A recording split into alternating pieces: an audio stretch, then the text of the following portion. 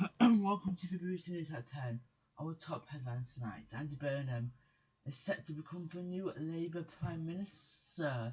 Just under a week's time, it comes after half of the Labour MPs fear for him as the leadership contest begins. Will be with Chris Mason and have reports. Also tonight, health alerts bring you as temperatures reach 36 degrees. We'll have the latest for you also to come tonight.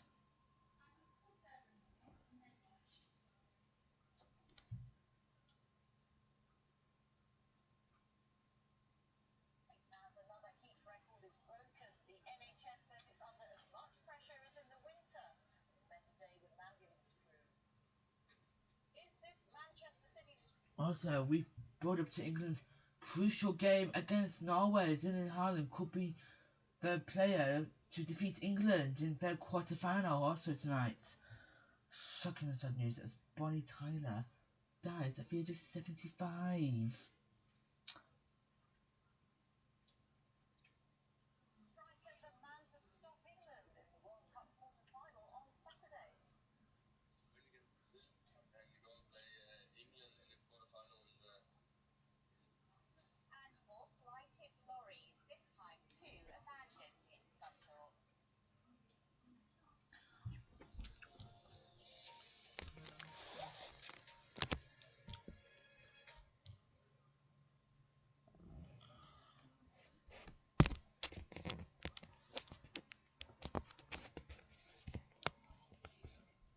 Welcome tonight. It's been confirmed that Andy Burnham is set to become the new Prime Minister of the UK. In just under a week and a bit's time, it comes after 80% of his own party Labour MPs give him the vote. It comes after today that the Labour leadership contest begins. MPs say he needs one more and he will be our next Prime Minister. We are going to speak to Chris Mason in just a minute, but first, this report from our political editor. Chris Mason reports on Andy Burnham set to become the new Prime Minister.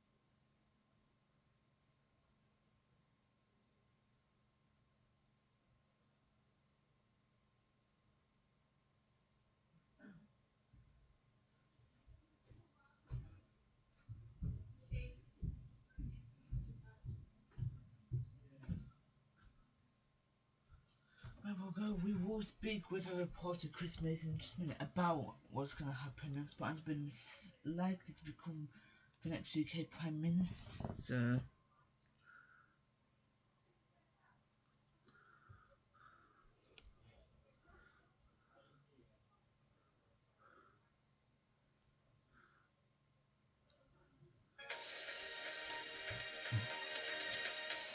Good evening. Andy Burnham looks set to become Labour's new leader next week after the vast majority of MPs backed him in the first round of the parliamentary selection process. So many, in fact, that Mr Burnham is only one MP short of making it mathematically impossible for anyone else to oppose him. Earlier, Mr Burnham put out a video on social media apologising for Labour's initial response to the Gaza crisis and saying that he would stand up for what is right. Chris Mason is in Westminster for us. So, Chris, Andy Burnham nearing power. He certainly is. Yeah, the only competition really, Rita, today was Labour MPs trying to be the first through the door of an office in Parliament in order to fill in the bit of paper and hand it in order to nominate him. It's a reminder of the key fact here. There is negligible jeopardy or capacity for surprise because there isn't any other candidate. And ever since Andy Burnham won that by-election last month, he has been on a path towards Downing Street. Nonetheless, there is a process, and that process got underway today with the opening of nominations. To be a candidate, you have to get 20% of Labour MPs to back you. That is 81. We got the figure tonight of just how many Andy Burnham has got on day one, which is 322. One short of the number that would have meant, as you just mentioned, that there wouldn't be enough Labour MPs to gather around anyone else if there were anyone else. And remember, there isn't anyone else. So how does the process work from here? There is a hustings next week, if you can call it that, when there's only one candidate for Labour MPs to ask Andy Burnham questions. He is almost guaranteed to be Labour leader a week tomorrow and currently scheduled to be Prime Minister a week on Monday. And Chris, he put out that video on social media on Gaza, and he's distancing himself from what has gone before. He is, yeah, pretty spikily, really, around the question of Labour and therefore the government's stance on the Middle East. And in particular, the language used by the Prime Minister in the immediate aftermath of those atrocities on the 7th of October back in 2023. There was a particular interview the Prime Minister gave then that really angered a lot of people within the Labour Party. He talked about Israel's right to defend itself, that it could do everything it can to secure the return of hostages. And then crucially, when he was asked about whether that could include turning off the water supplies or the energy supplies to Gaza, he said, I think that Israel does have that right, but did add that action should be within international law. Now, within days after that, there was an acknowledgement that there'd been a bit of confusion about which question he was answering, a bit of overlap between the questions and the answers.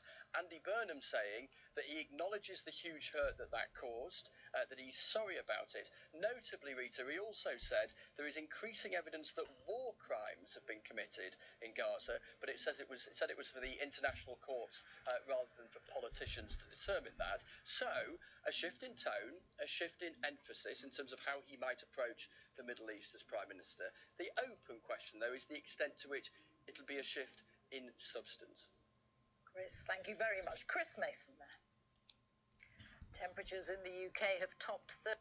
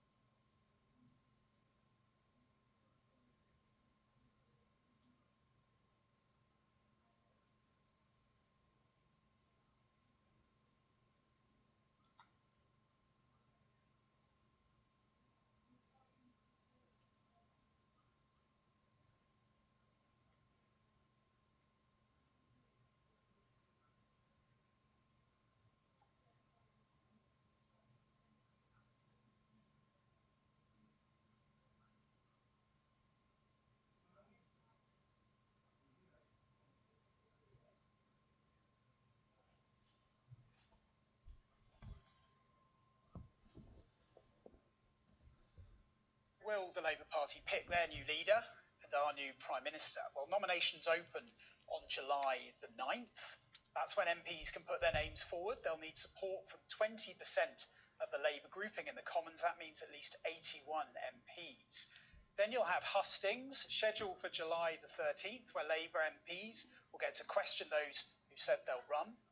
The window for nominations closes 2 days later, on the 15th. Then at that point, trade unions that are affiliated with Labour and other organisations linked to the party will put in their nominations. Each candidate will need the backing of 3 of these organisations, and that has to include at least 2 unions. Now, if Andy Burnham is the only person who puts his name forward, gets the backing needed, he'll automatically become leader on Friday the 17th of July, just as MPs break for their summer recess. He'll have to wait for the other side of the weekend to move into Downing Street, though. The official handover date from Sir Keir Starmer is penciled in for Monday the 20th of July. So far, Andy Burnham's the only person who said he will stand. Others enter and get the nominations needed. The contest could last all summer. That seems unlikely, though, and I think for now, it seems like we should have a new Prime Minister by late July.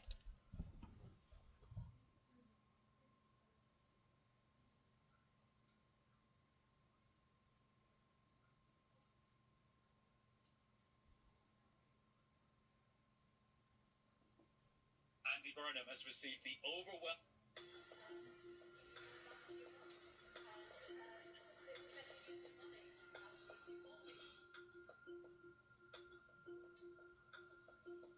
Swear by Almighty God that I will be faithful and bear true allegiance.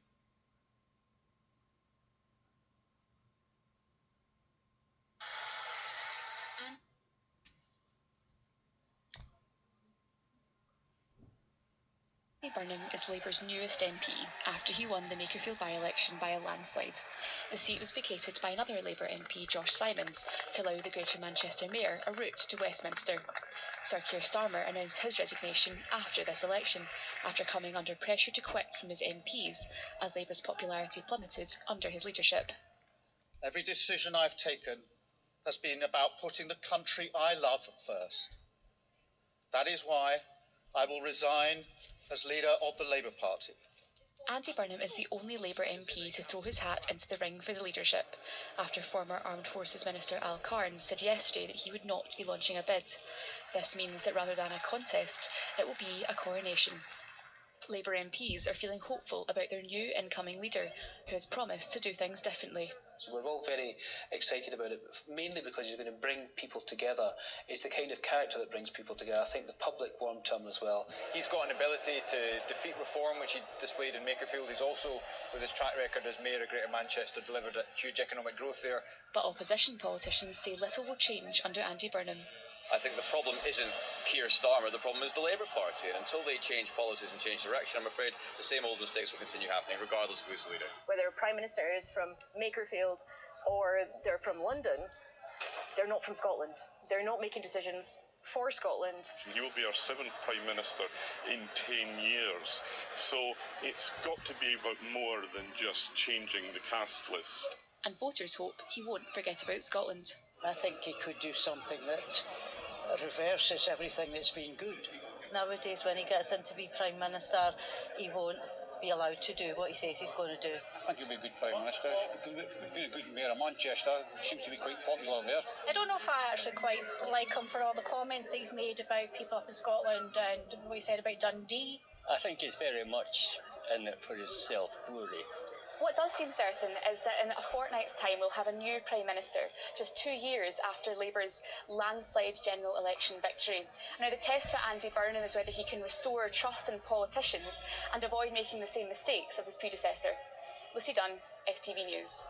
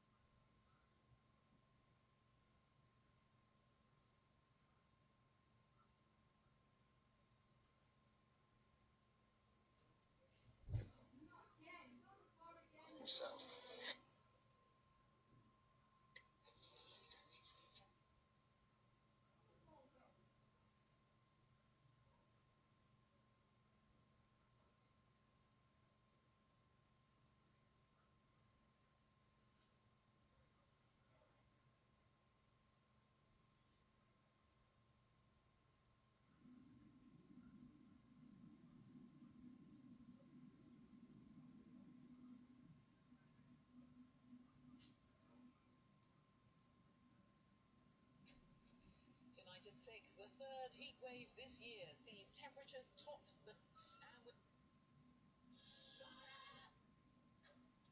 second consecutive night.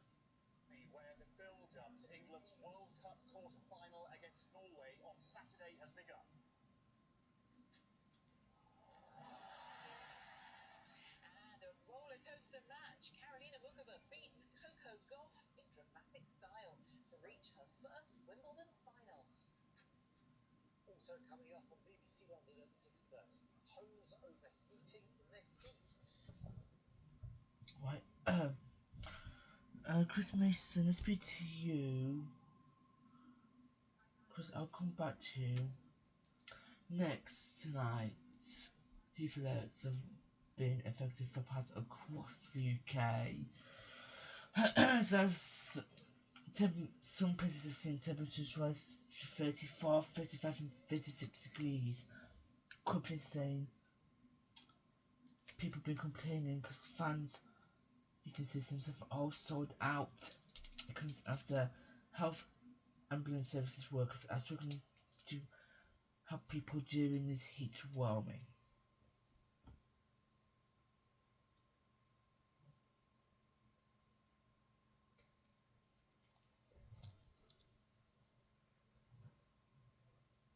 News at 6. It is the 8th day this year that temperatures have passed 34 Celsius somewhere in the UK, and that is a new record, beating the 7 days in 2020 and in 1976. This latest heat wave has continued for a 5th day in parts of England, with the temperature topping 35 Celsius in Wisley in Surrey.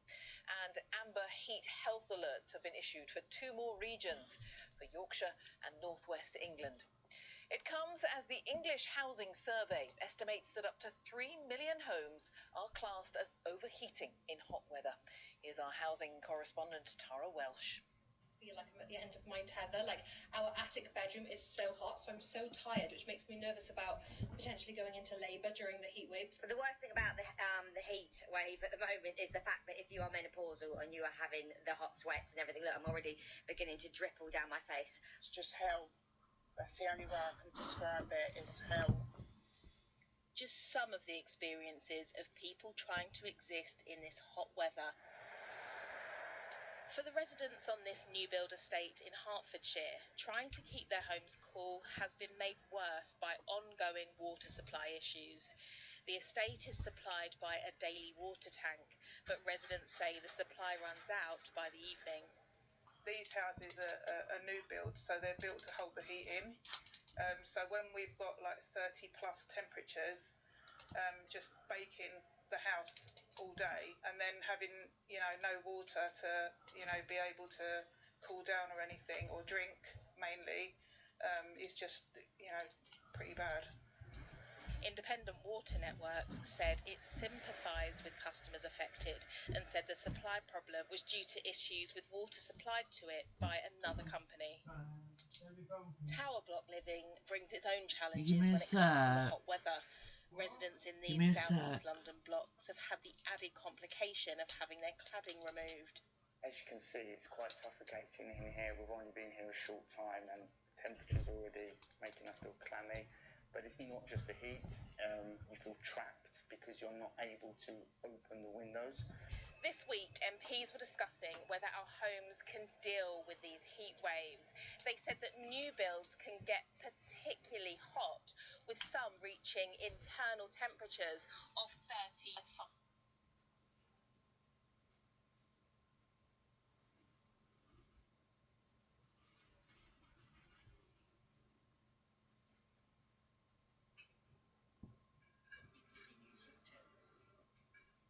About the heat wave. Living with high temperatures likely for several more days. So when you say jump, lady who is having constant seizures.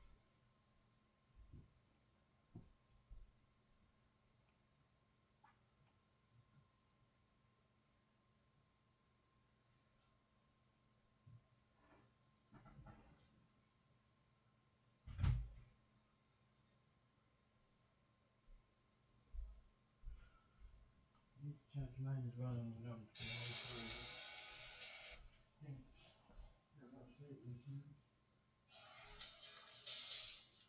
every moment is planned.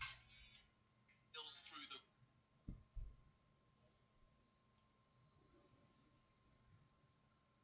His red card in the extremely complicated.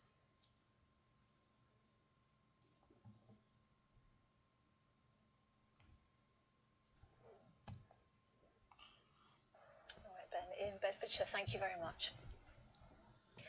The records have tumbled again as Britain swelters under its third heatwave of the year so far. A temperature of 34 Celsius was exceeded again today, the 8th time that's happened in this calendar year, beating records set in 1976 and 2020. Well, it came as Cambridge Water issued its first hosepipe ban for 30 years and heat warnings were extended. Amber heat health alerts were already in place for the Midlands, the east of England, London and the south. Today, the UK Health Security Agency upgraded the North West and Yorkshire and the Humber alerts to amber. The North East remains under a yellow alert, and these remain in place until 9 p.m. on Sunday. The hottest place today was Wisley in Surrey at 35.5 degrees. Our correspondent Rachel Younger has the latest. So is she like struggling desperately for every breath? Mid-morning at the Emergency Operations Centre in Crawley, and already heat-related calls are coming in.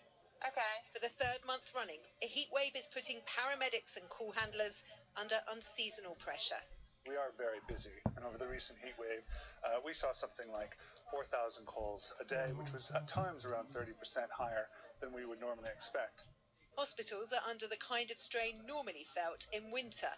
This was Liverpool in January, but last month more than 3,000 people a day endured corridor care in England, and today Watford, like everywhere else, is expecting a busy one. I think we know how to respond to winter pressures. That's something the NHS has got used to.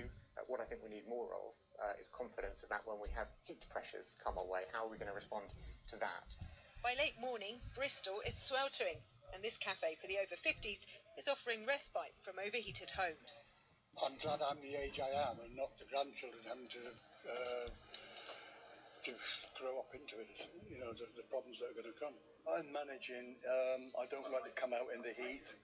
Although by mid-afternoon, some of a similar vintage are not only braving the sun in the capital, but still sporting a jacket and tie. You say that you're wilting. I swear it's when I'm happy being a lady, I can wear a Yeah. It gets worse when you get older. By 3 p.m, it's hit 30 degrees in Penarth, South Wales, with the majority of the UK bracing for more. Anybody looking for a rapid cool down will not find it, because many of the places still in a heat wave will still technically be in a heat wave, probably into the start of next week as well. At the end of another scorching workday in Brighton, there are upsides to that. For those not lucky enough to be cooling down by the sea, the advice is to stay hydrated, reduce your alcohol intake, seek plenty of shade, and check in regularly on more vulnerable family and friends. With temperatures continuing to rise, the NHS is urging common sense to help keep its overstretched services afloat. Rachel Younger, ITV News, Brighton. Let's go to Ellie Pitt, who's in Cambridgeshire, where households are among the tens of thousands facing a hosepipe ban in the coming days. And Ellie, Cambridge Water says it's facing unprecedented demand. Yes, this is the first time in 3 decades that Cambridge Water have had to impose a hosepipe ban on its 350,000 customers. It's going to be in place until at least next Friday, the 17th of July. Usually their customers use about 86 megalitres of water a day, but recently that's gone up to 112 megalitres a day. Areas of Kent are already under a hosepipe ban, and parts of Hampshire and the Isle of Wight will follow them tomorrow.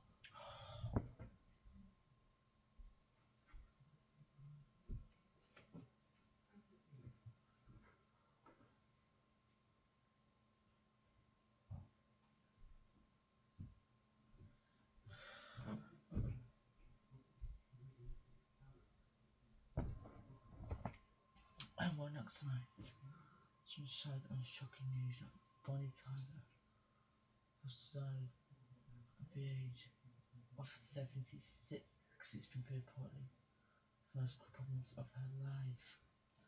This report spoke on an incredible and stoic life operator. Don't send stuff on your thing. Normally, if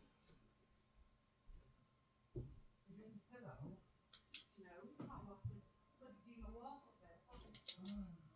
Jackie Smith Even though I try not to walk it, if I knew that, I would have took my slippers off. has this report. I'll have it down in a minute. You come up with that. Come up.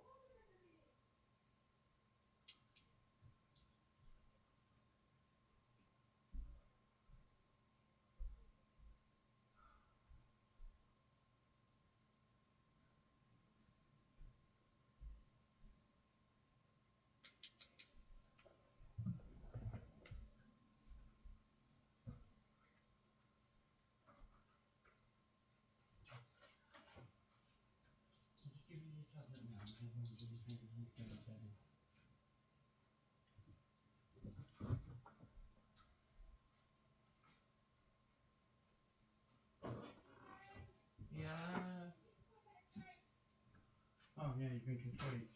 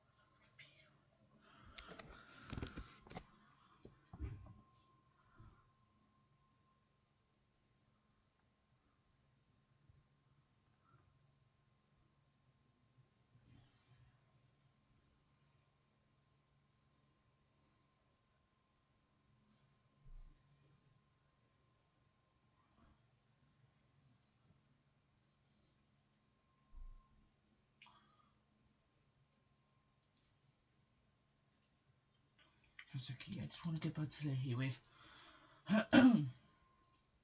Let's get after Brighton tonight and join our correspondent Jodie Baker. Jodie, a very good evening. You finished being on the programme. So what is the latest situation in Brighton with the heat?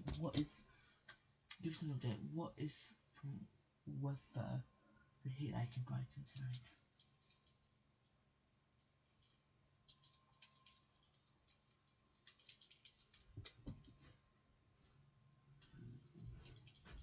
So back on tomorrow? Yeah. What? An half an hour? An hour.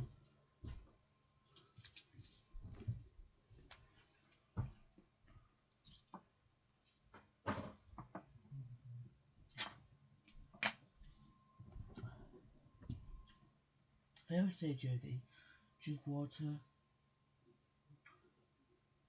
get plenty of shade. Have you managed to speak to any people in Brighton? What did they tell you about how? Did you ask them what people do there or what they do to keep cool during the heat or heat waves in Brighton?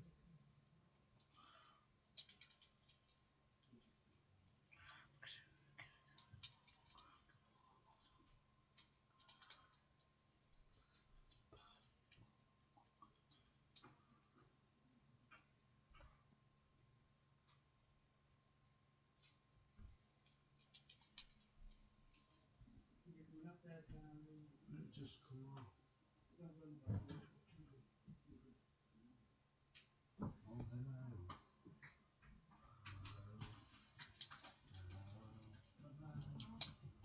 Okay, and I guess people.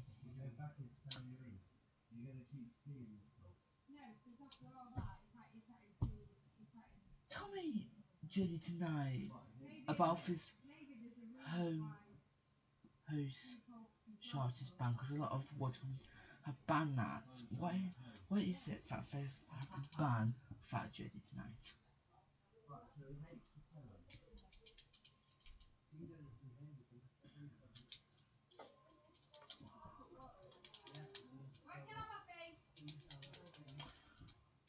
Oh no, he's not at the toilet yet. Gigi. Okay, Judy. Okay. You didn't even leave the light on. Okay, Judy. Ooh. Very spooky. Okay. Come on, Key. Judy Baker.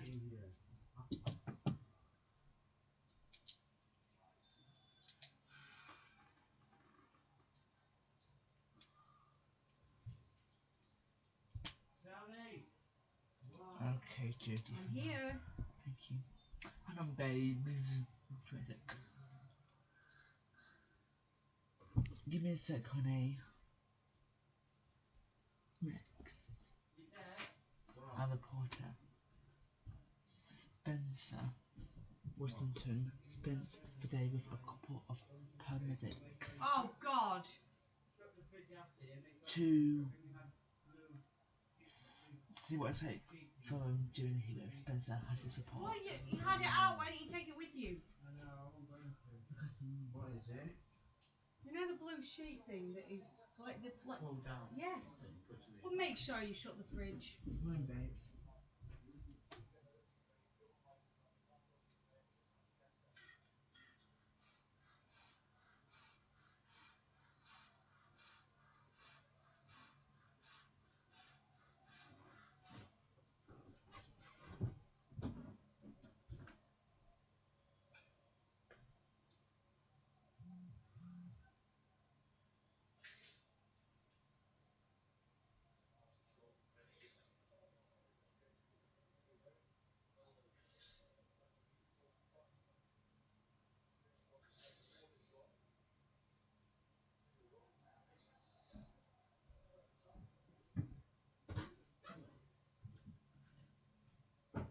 I'll be in 15 minutes.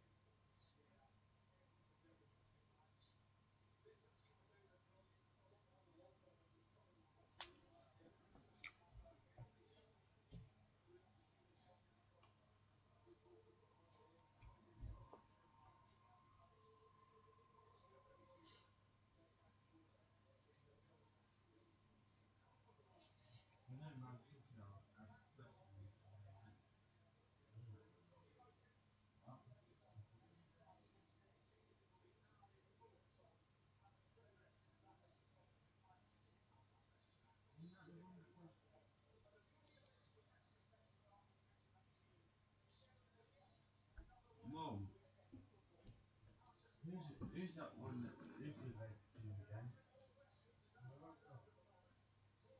Have we got any Morocco players at Man City? And as far as this nation from Marvel, I might be wrong.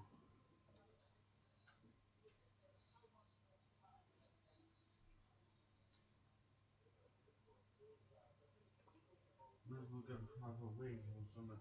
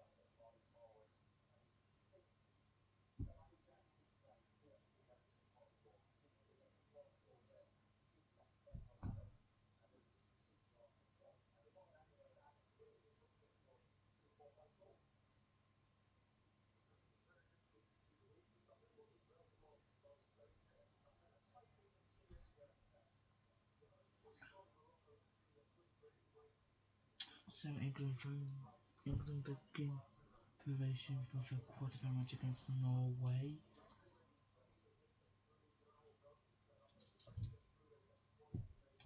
Let's go live to Miami tonight and speak to our correspondent there.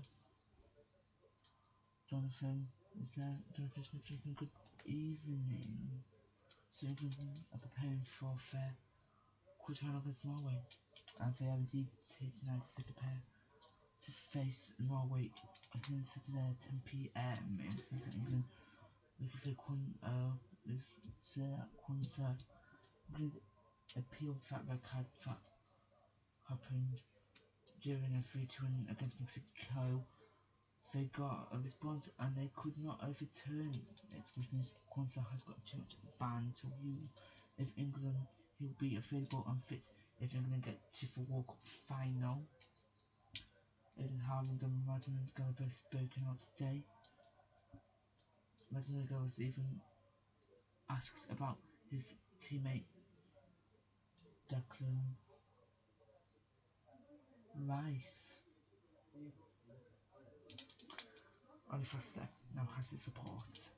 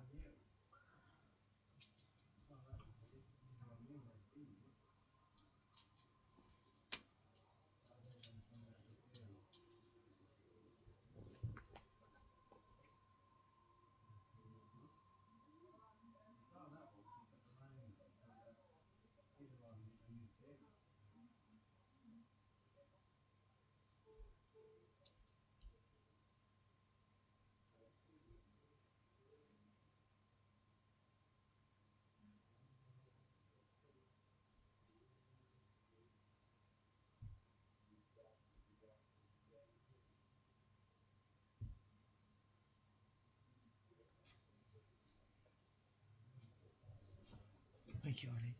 It's time for a look at weather. Let's join Sarah Keith Lucas. Good evening. Let's have a look for you. Please forecast for tonight. A whiff of dry and clear night, patchy of mist and fog forming during the early hours for coastal areas of West Northern England and Scotland. Spells of rain extending into fair northwest into tomorrow Friday. Be uniform because the heat wave, like we say, slowly down with temperatures 34 degrees.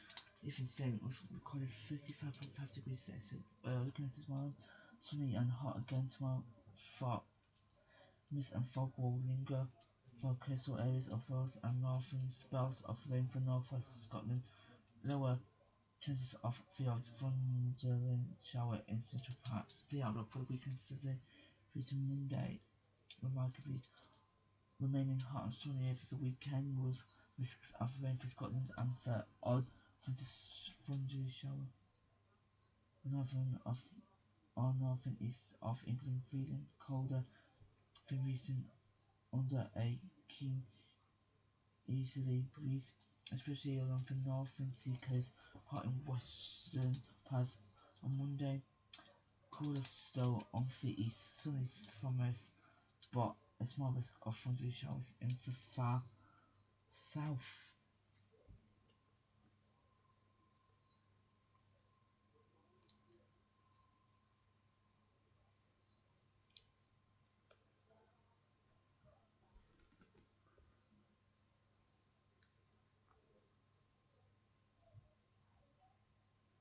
The July heat wave goes on. Temperatures today are likely to peak at around 34 or 35 degrees, but the very highest temperatures this afternoon are likely to be a little bit further west than they were yesterday. Parts of southeast Wales, the southwest Midlands into the West Country, because that is where the core of the heat will be shifting. This area of high pressure changing shape. We get more of an easterly breeze, and the very hottest weather gets pushed a little bit further westwards. Things turn a bit less hot across some eastern parts. Could just see the odd late day thunderstorm across some central, southern, western parts of the UK. A weather front bringing some rain in northern Scotland, 15 degrees in Stornoway.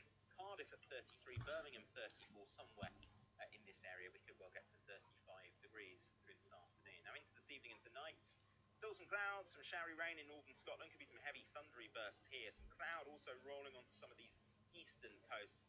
19 degrees as the overnight low there in Cardiff, so pretty muggy, pretty uncomfortable. Into Saturday, some clouds, some showery rain in the northeast of Scotland. Also some low cloud lapping onto these North Sea coasts of England. Best of the sunshine out towards the west, and the highest of the temperatures as well at 32 or 33 degrees, but cooling down just a touch for these eastern coasts. 21 there for Newcastle, 3 in Hull. We look further ahead, more hot sunshine through Sunday into Monday. The highest temperatures towards the south and the west. Right, that is it.